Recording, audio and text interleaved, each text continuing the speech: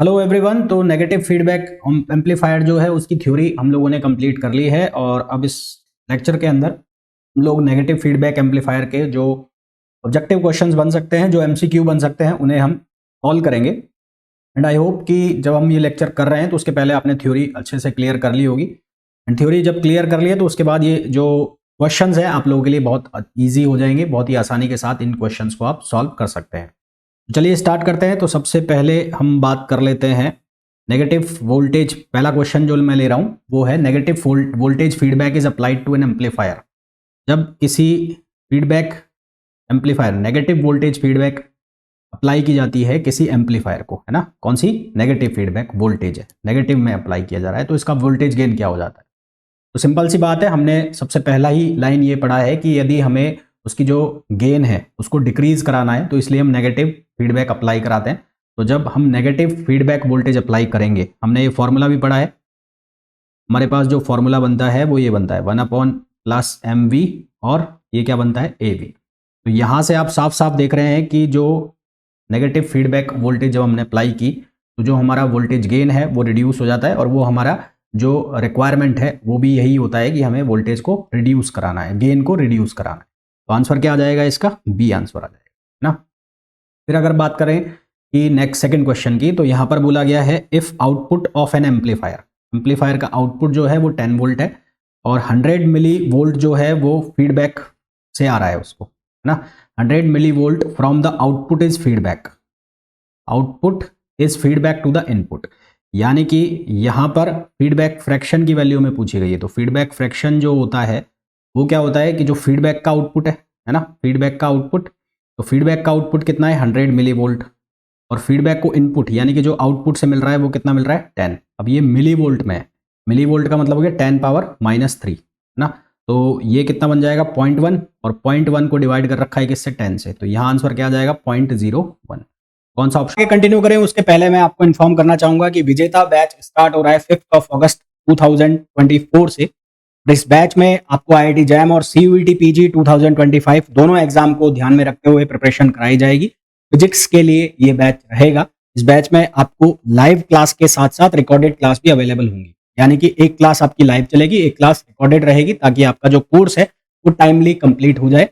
और बाकी बैचेस की तरह इस बैच में भी आपको बहुत सारे क्वेश्चंस मिलेंगे प्रैक्टिस के लिए भी, और मैं खुद भी करवाता ही हूँ। साथ में आपको टेस्ट सीरीज भी दोनों एग्जाम्स की इसमें अवेलेबल रहेगी। बाकी पूरी डिटेल के लिए आप ऐप पर जाके इस बैच की जो डिटेल्स हैं वो चेक कर सकते हैं। मिलते हैं बैच के अंदर। इसके अलावा अगर आपको अलग से बैच ज्वाइन करना है CUET PG के लिए तो उसके लिए आप मंजिल बैच ज्वाइन कर सकते हैं, और अगर आपको सिर्फ जैम के लिए प्रिपेयर करना है तो उसके लिए आप IIT जैम का जो लक्ष्य बैच है उसे ज्वाइन कर सकते हैं। और अगर आपको मेरे साथ जुड़ना है तो आप टेलीग्राम जो चैनल है मेरा, जो टेलीग्राम ग्रुप है उसे आप ज्वाइन कर सकते हैं। कपिल गोयल फिजिक्स नाम से आप टेलीग्राम पर सर्च करेंगे तो वहां पर आपको चैनल मिल जाएगा। साथ ही साथ लिंक जो है इसका वो डिस्क्रिप्शन में भी आपको मिल जाएगा। तो चलिए वापस चलते हैं, वीडियो की तरफ हो जाएगा। ई ऑप्शन इसके लिए करेक्ट ऑप्शन हो जाएगा। ठीक है, नेक्स्ट क्वेश्चन पे आओ। यहां पर हमें बोला है N amplifier has a current gain of 200। एक एम्पलीफायर का करंट गेन दे रखा है 200 का। ठीक है, तो AI की जो वैल्यू है वो 200 है and output impedance is 3 kilo ohm without feedback. तो G आउट ये विदाउट फीडबैक है और इसकी वैल्यू है 3 किलो ओम।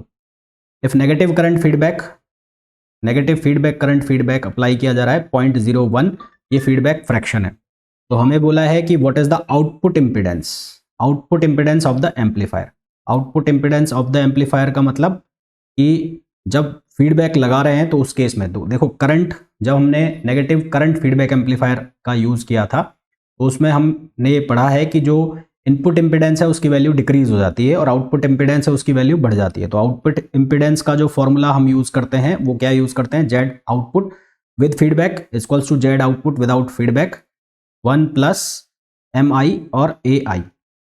तो जेड आउटपुट की वैल्यू कितनी है 3 और 1+mi की वैल्यू कितनी है 0.01 और AI की वैल्यू कितनी दे रखी है 200। ठीक है, तो इसको जब सिंप्लीफाई कराओगे तो ये तो 3 का 3 यहां से कितना हो जाएगा 2+3, तो ये कितना हो जाएगा 3 बनेगा और 3 3 जा 9।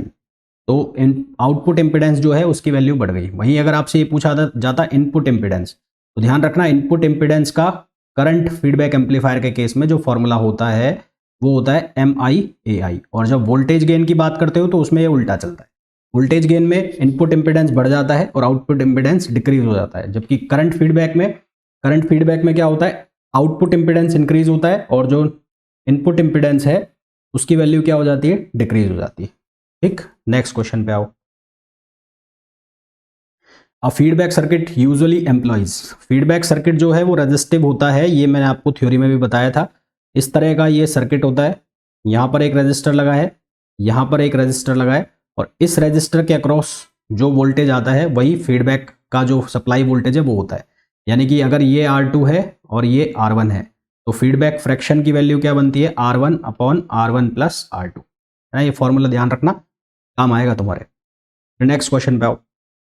This question says that approximate voltage gain of an amplifier with negative voltage feedback। approximate पूछा है, तो approximate का मतलब क्या है, जब हमें गेन स्टेबिलिटी बढ़ानी हो तो हमारे पास जो फॉर्मूला विद फीडबैक आता है वो आता है ये AV/1 प्लस MV और AV। अगर हमें गेन स्टेबिलिटी बढ़ानी है यानी कि उसको इंडिपेंडेंट करना है वेरिएशन पैरामीटर्स से, तो हम क्या करते हैं, MV AV की वैल्यू को बहुत ज़्यादा कर देते हैं, किसके कंपैरिजन में, एक के कंपैरिजन में। तो एक को क्या मान लिया जाता है, नेग्लिजिबल, और एक को जब नेग्लिजिबल मान लिया जाता है तो उस केस में यहाँ यही लिख देता हूँ, ये फॉर्मूला बन जाता है, एक नेग्लिजिबल हो गया AV/MV AV, तो AV से AV कैंसिल हो गया तो आंसर बच जाता है 1/MV। तो हमारे पास जो ऑप्शन आ जाएगा कौन सा आ जाएगा, ए ऑप्शन आ जाएगा। इसके ऊपर काफ़ी सारे क्वेश्चंस देखने को मिल जाएंगे, कंफ्यूज हो जाओगे कि AV की वैल्यू दी नहीं हुई है, कौन सा फॉर्मूला लगाएं, तो उस केस में इसको ध्यान रखना। नेक्स्ट क्वेश्चन पे आओ। Negative feedback amplifier is employed in amplifiers. मैंने आपको ये बताया था कि जब हमें पॉजिटिव फीडबैक एम्पलीफायर की बात हो तो पॉजिटिव फीडबैक एम्पलीफायर जो है, feedback amplifier used in oscillators, इनको हम यूज करते हैं ऑसिलेटर में पॉजिटिव को, और जबकि नेगेटिव जो है उसको हम यूज में लेते हैं कहाँ पर, एम्पलीफायर में। नेक्स्ट क्वेश्चन पे आओ। नेक्स्ट क्वेश्चन में हमें बोला है when voltage feedback negative voltage feedback is applied to an amplifier its input impedance. देखो भाई, नेगेटिव वोल्टेज फीडबैक लगाओगे तो इसका इनपुट इम्पिडेंस, यहाँ पर मैंने आपको बताया, देखो यहाँ करंट वाला, देखो करंट में क्या रहा है, आउटपुट इम्पिडेंस इंक्रीज हो रहा है और इनपुट इम्पिडेंस डिक्रीज हो रहा है। तो वोल्टेज और करंट एक दूसरे के उल्टे चलते हैं, तो यहाँ पर जो इनपुट इम्पिडेंस विद फीडबैक है वो क्या होगा, इंक्रीज होगा, यानी कि उसकी वैल्यू बनेगी 1+MV और AV, और जो आउटपुट इम्पिडेंस होगा विद फीडबैक उसकी वैल्यू क्या होगी, डिक्रीज होगी। दोनों एक दूसरे के उल्टे चलेंगे तो ये वैल्यू हो जाएगी। तो ये है किसके केस में, वोल्टेज वाले के में, वोल्टेज नेगेटिव फीडबैक, और करंट के केस में ये डिक्रीज होगा और ये इंक्रीज होगा। तो यहाँ पर हमें पूछा है वोल्टेज फीडबैक, तो वोल्टेज फीडबैक के केस में जो इनपुट इंपिडेंस है उसकी वैल्यू क्या हो जाएगी, इंक्रीज हो जाएगी। भाई इनपुट इंपिडेंस इंक्रीज होगा जब भी तो इनपुट पर करंट क्या होगी, कम होगी, और आउटपुट पर करंट क्या होगी, थोड़ी बढ़ेगी। आगे आओ। The gain of an amplifier with feedback is known as, without feedback उसको हम बोलते हैं ओपन लूप, और विद फीडबैक उसको हम बोलते हैं क्लोज लूप। तो यहां मैं लिख देता हूं, विदाउट फीडबैक इसको हम नाम देते हैं ओपन लूप, विदाउट फीडबैक, और विद फीडबैक इसको हम नाम देते हैं क्लोज लूप। ठीक है, without feedback open loop, with feedback close loop. Next question है, if the output impedance of an amplifier is Z output without feedback then with negative voltage feedback, तो negative voltage feedback के साथ इसके output की value क्या हो रही है, कम हो रही है। तो कौन सा ऑप्शन आ जाएगा, Z/1+AV/MV, ये अभी हमने लिखा भी था, अभी मैंने आपको अभी बताया जस्ट, ये लिखा हुआ फॉर्मूला। नेक्स्ट क्वेश्चन पे आ जाओ। Feedback circuit is independent of frequency, is strongly dependent on frequency, moderately. तो फीडबैक सर्किट जो है वो फ्रीक्वेंसी पे डिपेंड ही नहीं करता है, ये हमने उसमें पढ़ा हुआ है। उसके जो एडवांटेज होते हैं कि ये जो फ्रीक्वेंसी है उससे इंडिपेंडेंट होता है। नेक्स्ट क्वेश्चन में हमें बोला है N amplifier has a current gain of 240, जो इसका करंट गेन है वो 240 दे रखा है, and input impedance of 15 kilo ohm without feedback, यानी कि AI की जो वैल्यू है वो 240 है और इनपुट इम्पिडेंस विदाउट फीडबैक कितना है, 15 किलो ओम। तो नेगेटिव फीडबैक अप्लाई कर दिया, फीडबैक फ्रैक्शन की वैल्यू दे रखी है कितनी 0.015। तो इनपुट इम्पिडेंस बताना है विद फीडबैक। तो हमने ये बात की कि करंट फीडबैक एम्पलीफायर है क्योंकि करंट गेन है, तो यहाँ पर क्या होगा, फीडबैक डिक्रीज हो जाएगा, यानी कि जो इनपुट इम्पिडेंस है वो डिक्रीज होगा। डिक्रीज होने का मतलब है जो आप फॉर्मूला यूज़ करोगे वो ये वाला करोगे, 1+MI/AI।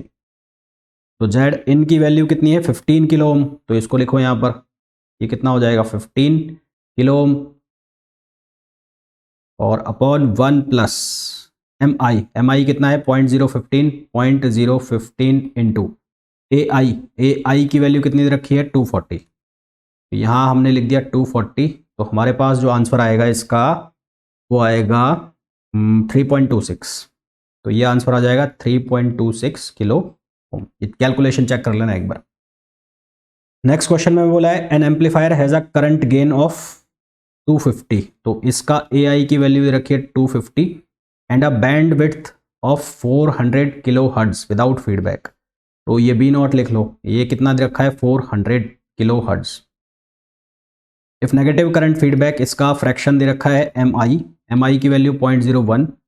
तो what is the band width, तो बैंड विड्थ का फॉर्मूला मैंने आपको बताया हुआ है आफ्टर अप्लाइंग फीडबैक। तो B = B0, बैंड विड्थ उसकी बढ़ जाती है प्लस MI और AI। तो B0 की वैल्यू है 400, 1 प्लस MI की वैल्यू कितनी है 0.01 और AI की वैल्यू कितनी है 250।